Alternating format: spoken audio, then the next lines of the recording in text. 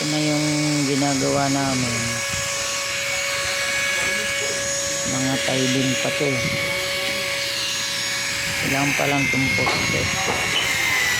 Apat, pero may tiling na rin.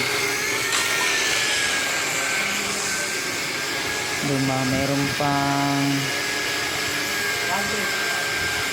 1, 2, 5 pang poste doon.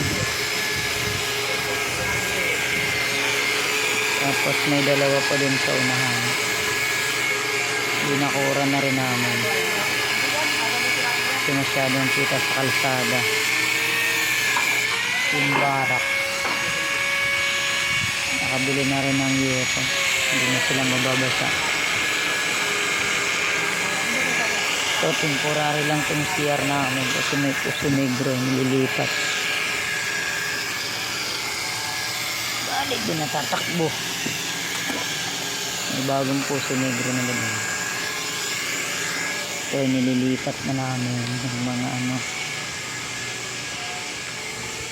connection na kaya yung tubig nila PPR na ito. Babaguhin pa yan.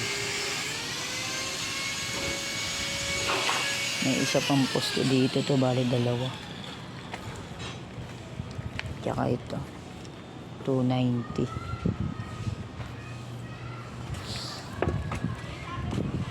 Ito na lilinisin ulit. Dalawang palapag po kasi ito mga boss. Yan siya, mahaba siya. Bali 3, 8, 13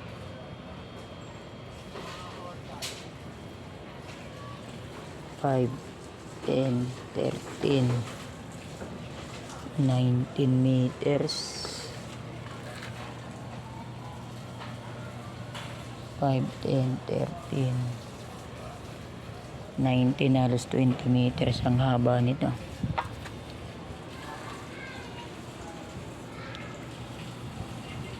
Ito pa lang yung update namin sa ginagawa dito. Ang dami na ulit mga debris kahit nagpahakot na ulit.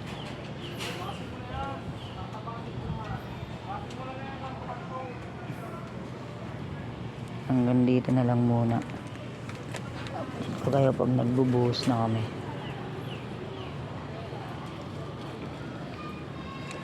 Ayan.